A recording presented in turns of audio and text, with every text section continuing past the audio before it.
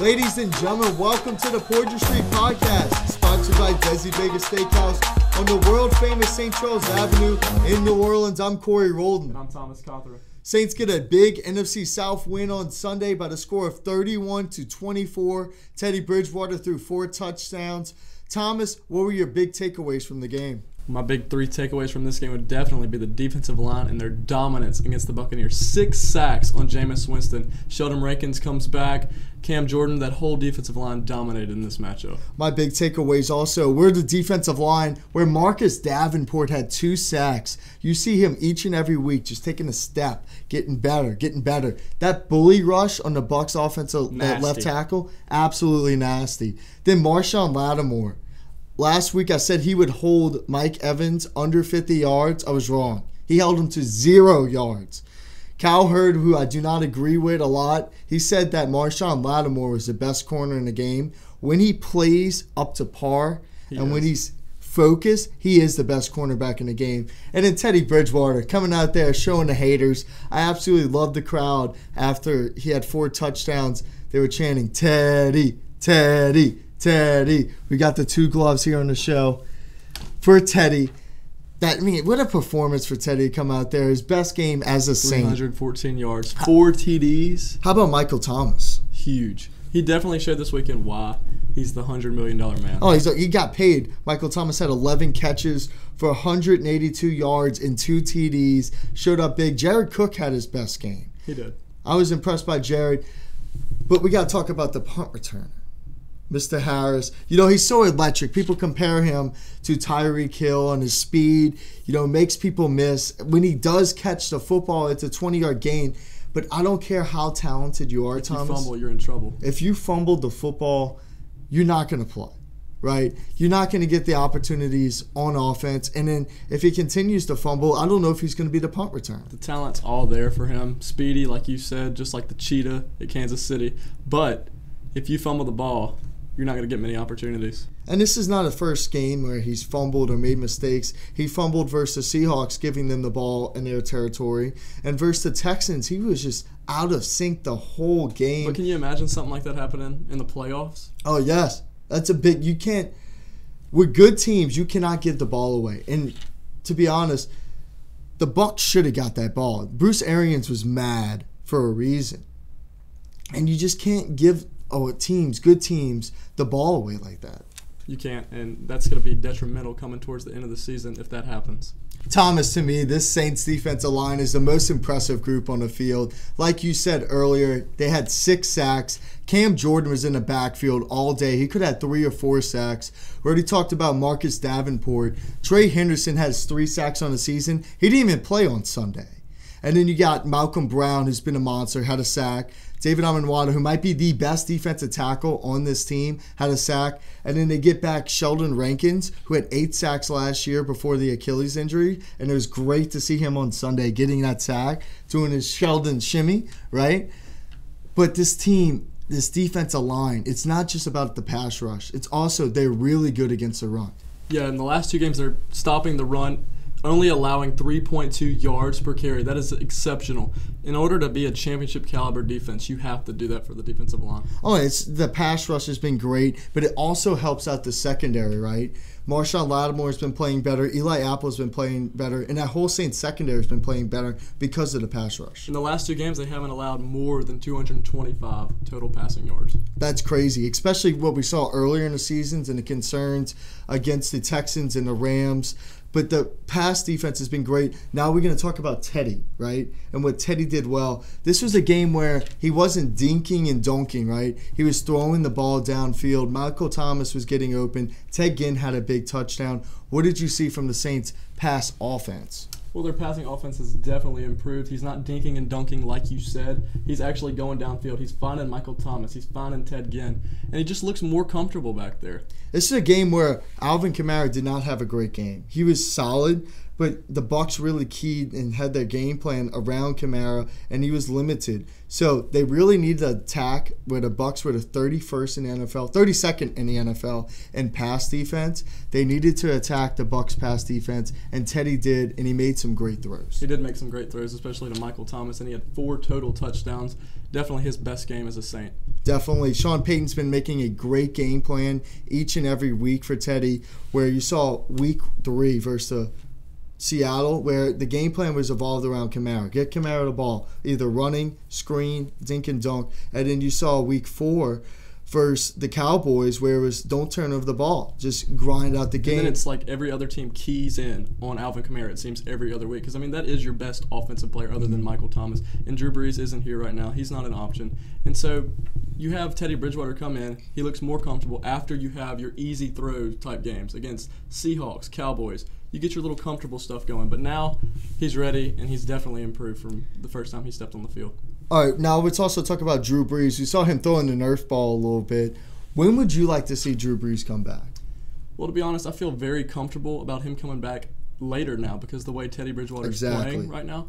And it's just if Teddy keeps improving, there's no reason to rush him back. Yes. There's no reason to rush Drew back. So you can give Drew Brees, it was supposed to be 6 to 8 weeks, correct? Mm-hmm. So I mean, it's only give been him after 4 weeks. Yeah, give him after the bye versus Atlanta, week 10. Don't bring him back versus the Cardinals. Because if the Saints would have won 3 games and lost 3, they'd have been fine. Mm-hmm. But Teddy is getting the job done. He is getting the job done. And, you know, this is a winnable game on the road versus the Jaguars. And then you got the Bears and then the Cardinals. Then it's your bye week, right? And then I say you rest him those 3 games. Don't bring him back versus the Cardinals where he might not be fully healthy, where if he lands on it wrong, gets sacked wrong, he's out for the year, right? So bring him back versus the Falcons week 10 on an important game, a rivalry game at home when he's fully healthy. Exactly. You want him to come back fully healthy and be ready to go. But Teddy is getting the job done while he needs to. Well, that's it for this segment of the Poydras Street podcast. Next, we'll talk about the game versus Jaguars and bring on our NFC South expert analysis, Elliott Reeder.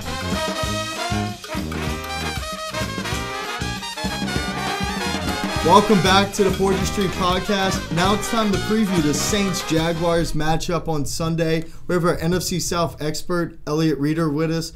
Elliott, what did you see from the Saints win versus the Buccaneers? Well, you know, we've kind of seen the Buccaneers have success keying in on star running backs. They did the same thing that they did to Kamara and holding him in check to McCaffrey about a month ago.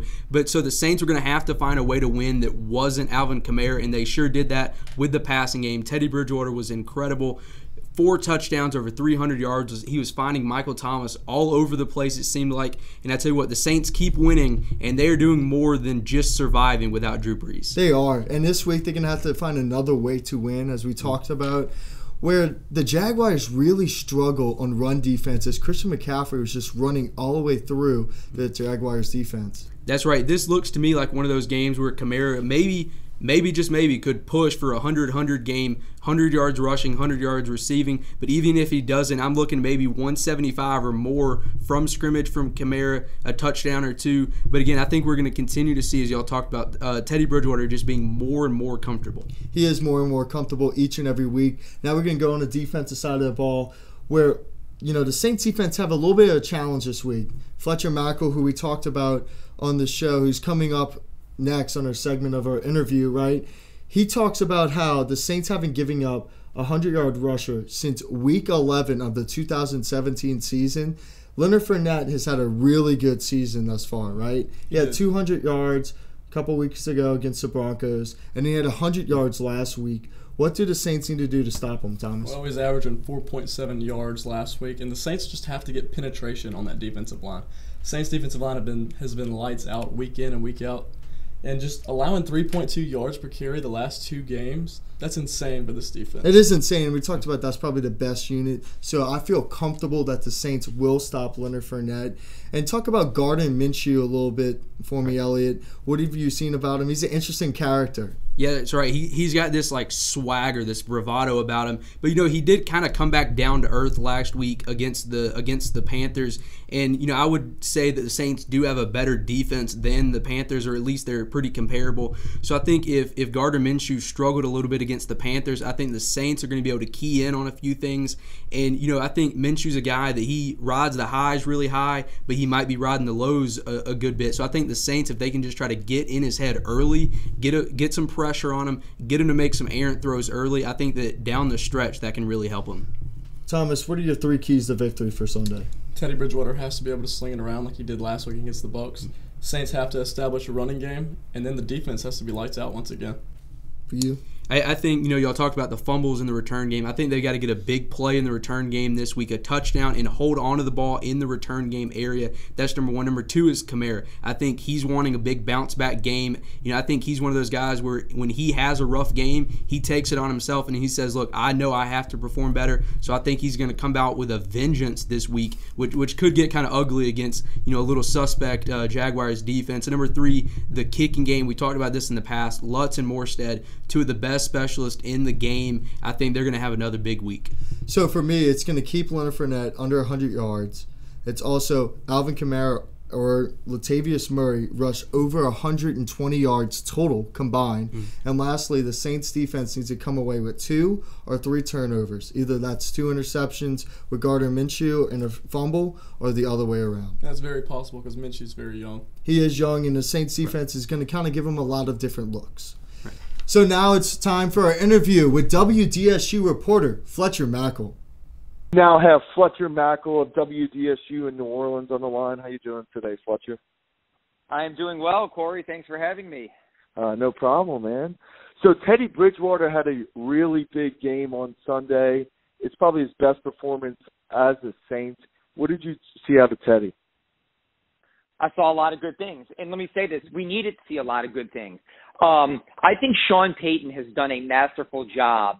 Some of his best coaching. Not to say that he hasn't had some masterful coaching performances during his tenure with the Saints, but I really think what he has done in these games without Drew Brees is tremendous. And look, the Tampa Bay Buccaneers coming into that game had the 31st ranked passing defense in the NFL. If Teddy Bridgewater was going to complete passes down the field instead of dinking and dunking and nickeling and diming, this was the game for Teddy Bridgewater to break out, and he made some amazing throws. I mean, he dropped some dimes in there to Michael Thomas, to Jared Cook. He made some throws that Drew Brees had to even look at on the sidelines and go, damn, that was impressive. So it was an impressive performance. It was a great game plan, the way they attacked Tampa Bay. And Sean Payton drew up a great game plan. Teddy Bridgewater executed it to perfection. So it was an extremely impressive performance, in my opinion, by Teddy Bridgewater against the Tampa Bay Buccaneers. Another impressive performance was the defensive line. They had 6 sacks, especially Marcus Davenport. What have you seen out of his development this season? I think that we're finally, even if the sack numbers aren't there, the way he disrupts is there. I mean, you saw it against Russell Wilson. He is, I think one of the analysts referred to him as this baby giraffe who's learning how to walk, and when he grows into his body, he is going to be this unstoppable force. And, I mean, in year 2, I think he's been disruptive. And the crazy thing is I think he's still learning. I think in year 3, 4, and 5, we are going to be talking about Marcus Davenport like we have maybe never talked about any Saints defender. And look, Cam Jordan's had some amazing seasons and is a great player and is going to go down as one of the Saints' all-time greats. But, look, Marcus Davenport, the depth they have and the talent they have, and they should have talent. I mean, look, Sheldon Rankins is a first-round draft pick. Cam Jordan's a first-round draft pick. Marcus Davenport's a first-round draft pick. They have a ton of talent. Trey Hendrickson, who I know has missed a game with injury, but is kind of coming into his own. I don't think his ceiling is ever going to be where those guys are, but I think he is a solid rotational lineman. David Onyemata in a contract year is having a really solid year. It is a talented, smart group that has now been together for a couple of years, and it is without question a strength of this team, and it will continue to be a strength. Is good too. Look, I haven't even mentioned Malcolm Brown. You're right. He's had some really great games. I thought he was fantastic against Tampa Bay, and it's shameful I didn't even mention him when we were talking just now. But, yeah, the depth they have, is just tremendous. And again, talented players who are smart, and they also have a great D-line coach that I think is going to end up being a coordinator, and you're going to hear, is a fast-track name as the Saints continue to have success. So the past 2 weeks, Marshon Lattimore has played outstanding. He led the NFL in total yards the first 3 weeks of the season, but the last 2 weeks he's shut down Amari Cooper and Mike Evans. Can you talk about what have you seen out of Marshon? Yeah, I mean, look, I think it's great that he plays that way. I think the frustrating thing about Marshon Lattimore is how good he is. Everybody knows how good he is. You saw the talent there at Ohio State. I know he had some hamstring injuries.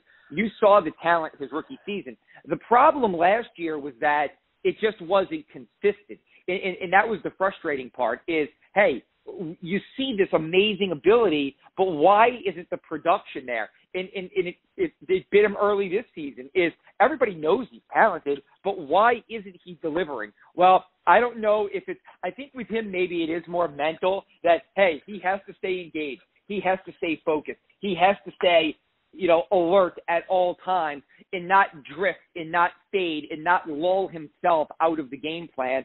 And look, that's not a great thing because, you're talking about somebody physically who could do it on every play, but who mentally has to be engaged every play. And I'm not sure what the motivation is to have him engaged on every play, but the last 2 games against Dallas and certainly against Tampa Bay, he's been engaged on each and every defensive snap, and he's been pretty good. And they need him to continue to do that this entire season.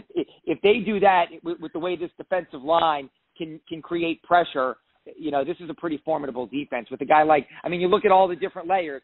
If you've got the D-line that we talked about with a guy like Marshon Lattimore anchoring that secondary and players like DeMario Davis at the second level, it's hard for teams. Yeah, it's hard for teams to attack any of the quote-unquote 3 levels if you've got guys like that playing at a high level. So, interesting game coming up this week. The 2-1 Jags. Saints are on the road. Gardner Minshew is an interesting character on his own. He came from Washington State. He's from Brandon, Mississippi. What have you seen out of Gardner? Let me say this. I remember, look, the crazy thing about Gardner Minshew is that he went to 4 different schools. If you look at his background, he finished Brandon High School and was an early enrollee at Troy. After the spring semester at Troy, he goes to a JUCO in Mississippi. From a JUCO in Mississippi, he goes to East Carolina. From East Carolina, he goes as a grad transfer to Washington State. That in and of itself is a crazy journey. I remember interviewing him at the Manning Passing Academy for the station that we help out up in Seattle. He wanted the kid out of Washington. I can't remember his name right now, the quarterback out of Washington when Washington was pretty good. And he wanted Minshew because he had just transferred to Washington State. And so we talked to them, and I remember this kid was kind of a colorful guy. He was a real nice personality. I see a guy that is playing kind of like backyard street ball. I got to admit, I haven't done a lot of film study and homework on Jacksonville because it's only a team that the Saints play every 4 years. But when I have seen the highlights and the cut-ups, it's mostly a guy that's ad-libbing a little bit. Now, that's good and that's fun when he creates plays and keeps the pocket alive and escapes defenders. But also, I think that plays to the Saints. Roman Harper, who's one of our analysts at WDSU, said that he goes, when you have a young quarterback, you want to make them think. And that is the biggest advantage that you can have. So to me, if Gardner Minshew if the Saints can create enough chaos to make him think or force him into some of those plays, while some of those plays look great and exciting, there are going to be other times that he's going to make a bad throw or a crazy throw or an errant throw that you may see Lattimore or Williams or Von Bell or one of those linebackers jump in front of, or it may result in a strip sack fumble of some kind. So again, while I think he, has some jitterbug tendencies that can show he has escapability, sometimes keeping plays alive can also, result in a bad play. So, but I like him as a character. I think the biggest challenge for the Saints this week, the Saints have not allowed a 100-yard rusher 31 straight games. You got to go all the way back to Washington 2017 was the last time the Saints allowed a 100-yard rusher. 31 straight games. But Leonard Fournette, he leads the AFC in rushing. He had 200-plus against Denver. He had 100 last week plus against Carolina. So to me, that is where I think this game is going to be won or lost, because I think that if Fournette can move the chain and keep them in it, even if it's grinding it out with some hard yardage, that's going to help Gardner Minshew and keep Jacksonville in the game. If the Saints can contain, Fournette and not let him have a big game and not let him get that head of steam going, so to say, and pick up some of those leaky yards, well, then I certainly think that the Saints are going to be in cruise control on Sunday. Do you think this is also a week for the Saints to run the football after seeing Christian McCaffrey run all over the Jaguars? Yeah, absolutely. I mean, and that's the one thing I think that Sean Payton and even Teddy Bridgewater has understood and done amazingly well is that, I mean, look, you look at Teddy's interceptions, and I mean, look, one hit Alvin Kamara in the hands, one hit Ted Ginn in the hands. Those should not be on him. I think Teddy understands protecting the football and operating in the game plan. The game plan in Seattle was heavy on screens, heavy on Alvin Kamara, and it produced a W. The game plan against Dallas was to protect the football and not give this team multiple opportunities. And if that meant checkdowns, if that meant shorter passes, and win a grinded-out game, do it. The game plan, obviously, against Tampa was to attack them down the field because they were weak. I think you look at Jacksonville and you say, if we can attack them between the tackles, maybe, Jared Cook had a breakout game last week, his first, really super productive game as a Saint. Maybe we start talking about Latavius Murray a little bit more. Yep. Maybe he has a bigger game or he has a more productive game, or it's just a bigger dose of Alvin Kamara. So I certainly think that after what Christian McCaffrey did, you look at McCaffrey and Kamara to me because they came out in the same draft year and are similar type of players from a skill set perspective.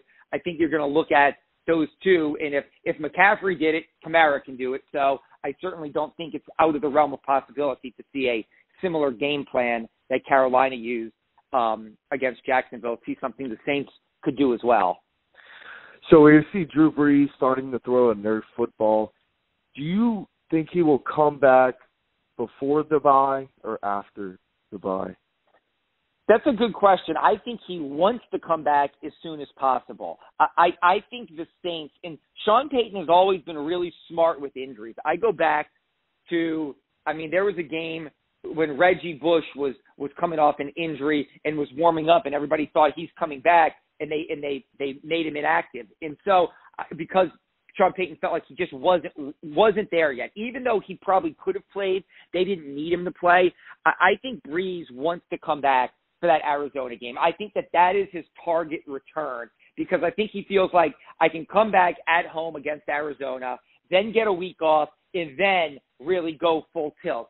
But I think if you're the Saints, you're gonna wait and make sure that, hey, look, while you want to come back, we're a Super Bowl contender. We may be the best team in the NFC top to bottom. Everybody has known how good our roster is. There's still a lot of football left to be played. We need you down the stretch to be that star, and there's no point in rushing you. And again, here's the thing. If the Saints are winning, there's really no point in rushing him back just to get him back out there. So I still think that it's going to be Atlanta after the bye in November. But I could be wrong. It could be Arizona. I certainly don't think it's going to be Chicago. I saw some people out there wondering if it could be Chicago next week. I think that is ridiculous. I think Arizona is extremely optimistic, but what I think is more than likely is Atlanta after the bye, and that's when he's full tilt. He's ready to go. Look, he did an interview with Cox Sports after the game against the Jaguars, and they asked him about throwing that smaller football, and he said, it doesn't feel right yet. That I'll know when it feels right, but it doesn't feel right.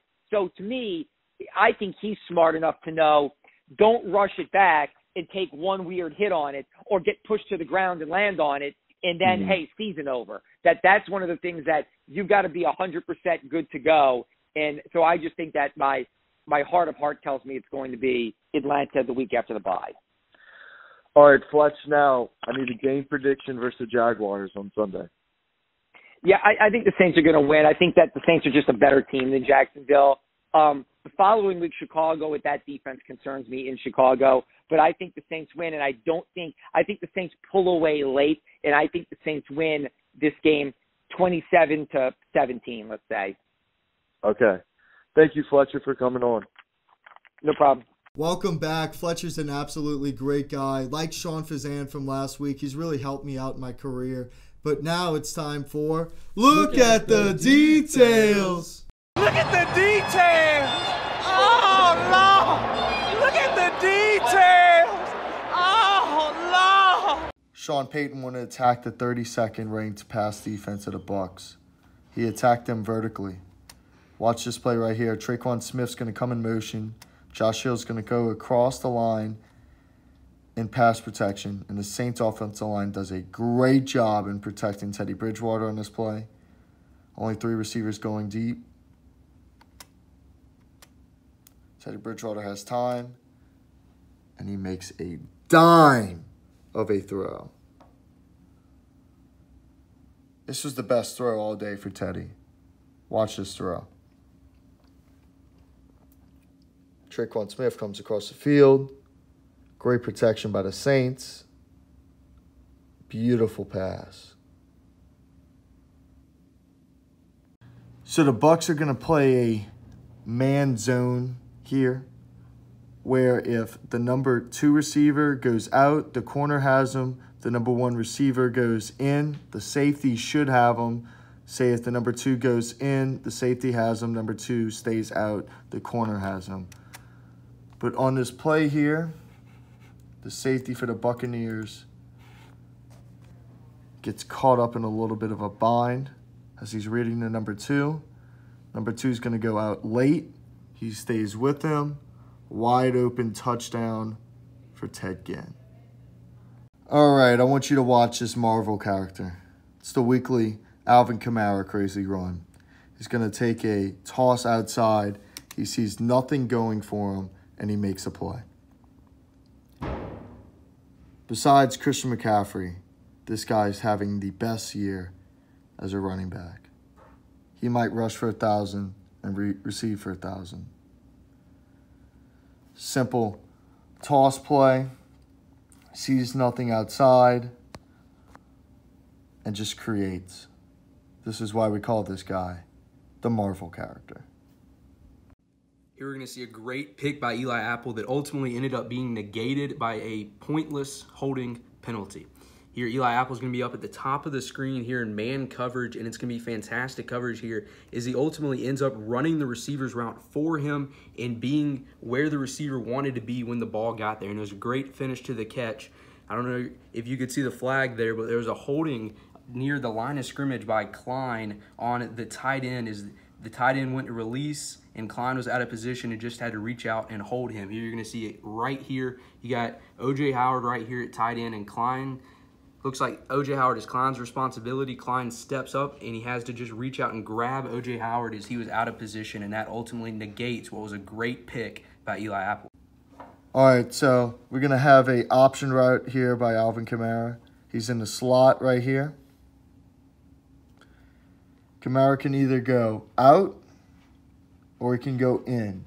He's going to choose to go in, and there's a lot of space for him right here.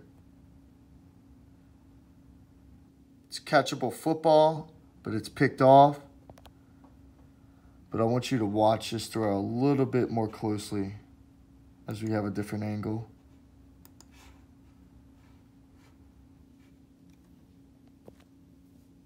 Football is thrown a little bit to an inside. If he catches that, the ball's thrown while he's in stride in front of him. That might be a 20-yard game.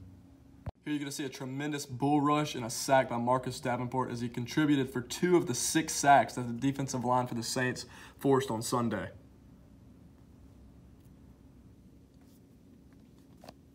Here's Jameis Winston getting ready to pass. Offensive tackle.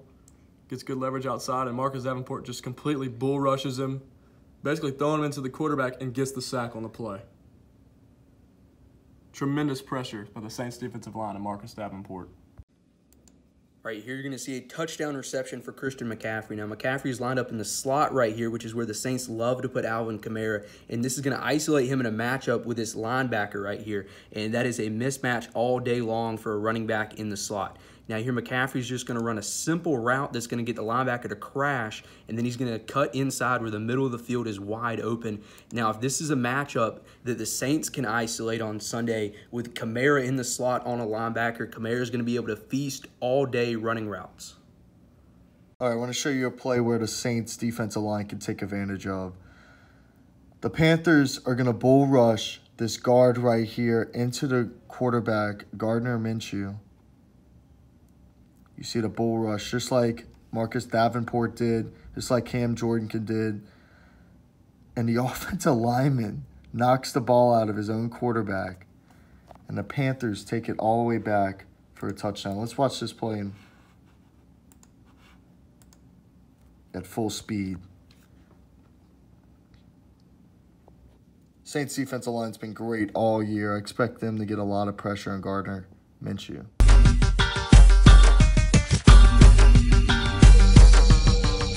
Welcome back. Now it's time to preview our NFC South matchups. A couple interesting matchups this week, guys. You had the Panthers-Buccaneers game in London, 8:30 on Sunday. And then you also had the Cardinals at home versus the Falcons, 3 o'clock game. Elliot, we're going to start with the Cardinals-Falcons game first. What is your matchup predictions and just kind of your breakdowns of the game? You know, I think this is a must-win game for the Atlanta Falcons if they're going to turn around what has been a very poor start to the season. I think if they lose this game, you are going to start to see a very, very, very hot seat for Dan Quinn, and you're going to maybe see the Falcons start turning their eyes towards the 2020 draft. But I think with a young quarterback in Kyler Murray in Arizona, I think he's going to make some plays, but I think the Falcons' defense are going to be able to also get some turnovers, get some sacks. I think it's going to be a high-scoring game, but I got the Falcons winning 34-28. I have the Falcons also winning this game by a score of 28-24. These are two teams that have been struggling all season long. They both have one win. And like you said, if Dan Quinn does not win this game, that seed is just going to get hotter, right? I believe the Falcons are going to go on the road. They're going to do just enough to win. Kyler Murray might make one or two mistakes to put the Falcons in position to score.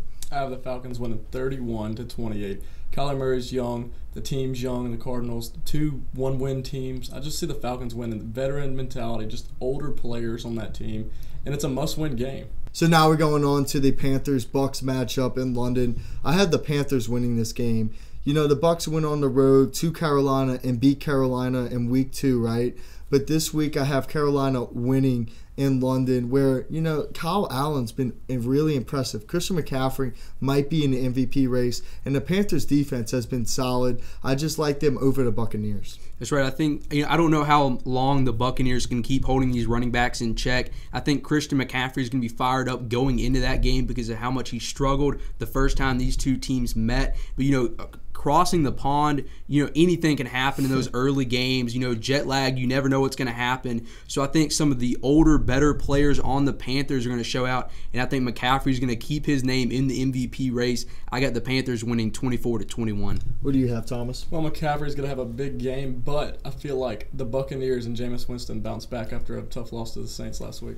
Now it's time for the best thing on Twitter. This week it's the Cincinnati Bearcats who defeated the UCF Golden Knights. It's not the team that is the best thing on Twitter. It's the Twitter page. You guys watch this.